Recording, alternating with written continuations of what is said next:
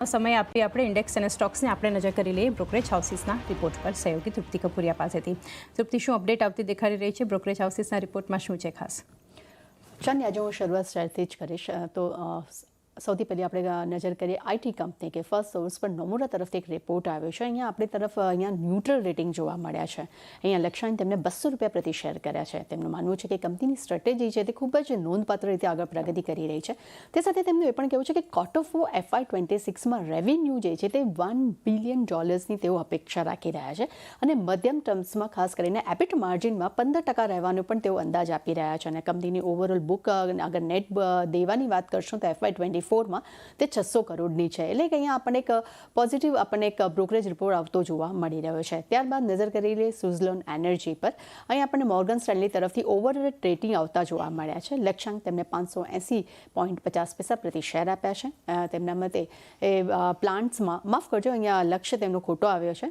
લક્ષ્ય પર પછી આપણે વાત કરશું. ખાસ કરીને અગર નજર કરીએ પ્લાન્ટમાં, તો કે કંપનીનો જે પ્લાન્ટ છે તે દર વર્ષે એ 2.5 ગીગાવોટ ટર્બાઇનનું તેઓ ઉત્પાદન કરવાની તેઓ ક્ષમતા રાખી રહ્યા છે. અને ખાસ કરીને અગર નજર કરીએ તે એ નેસેલ અને હબ ઇક્વિપમેન્ટની કિંમત જે છે તેમાં લગભગ 65% ગ્રોથ જોવા મળ્યો છે. એટલે સુઝલોન એનર્જી માટે એક પોઝિટિવ આપણને બ્રોકરેજ રિપોર્ટ આવતા જોવા મળ્યા છે. એટલે તેના પર ખાસ નજર રાખવાની રહેશે. ત્યારબાદ નજર કરી લઈએ ઝોમેટો પર. ઝોમેટો પર બર્ન્સન તરફથી આપણને બાય રેટિંગ આવતા જોવા મળ્યા છે. લક્ષ્યાંક તેમને ₹230 પ્રતિ શેર કર્યા છે.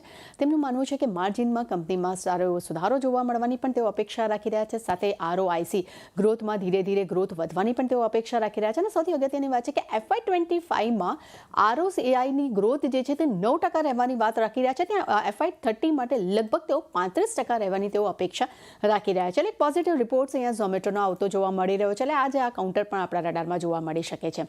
ત્યારબાદ નજર કરી લઈએ આપણે એન્ડ્યોરન્સ ટેકનોલોજીસ પર. સિટી તરફથી આપણને બાય રેટિંગ આવતા જોવા મળ્યા છે. લક્ષ્યાંક તેમને ₹3000 પ્રતિ શેર કર્યા છે. તેમનું માનવું છે કે કંપનીના આગળ પણ તેજીનો ગ્રોથ જે છે તે યથાવત જોવા મળી શકે છે. ખાસ કરીને તેમના ABS સેગમેન્ટમાં ગ્રોથની તેઓ વધુ અપેક્ષા રાખી રહ્યા છે.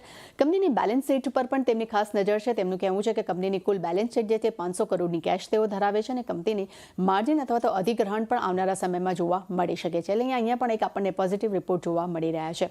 બીકાજી તરફથી આપણને નુવામામાં આપણને બાય રેટિંગ સાથે કવરેજ તેમને શરૂ કર્યું છે અને હાલના જે પ્રાઇસ જે છે ત્યાંથી 23% ઉપર તેઓ લક્ષ્ય આપી રહ્યા છે અને લગભગ ₹885 પ્રતિ શેરના તેમને લક્ષ્ય આપ્યા છે. તેમનું કહેવું છે કે FY27 દરમિયાન 32% ROCની તેઓ અપેક્ષા રાખી રહ્યા છે અને કંપની પોતાની અસેટ્સનો સારો ઉપયોગ કરે છે, જેને કારણે કરીને આવનારા સમયમાં ગ્રોથ પણ જોવા મળી શકે છે. અને ખાસ કરીને તેમનો જે નાસ્તાનો જે બિઝનેસ છે, માર્કેટ ગ્રોથ, ત્યાં એક મજબૂતી જોવા મળી રહી છે અને જેમનું બ્રાન્ડ જે છે ત્યાં પણ એક મજબૂતી જોવા મળી રહી છે અને એક પોઝિટિવ ઇમ્પેક્ટ પણ જોવા મળી રહ્યું છે.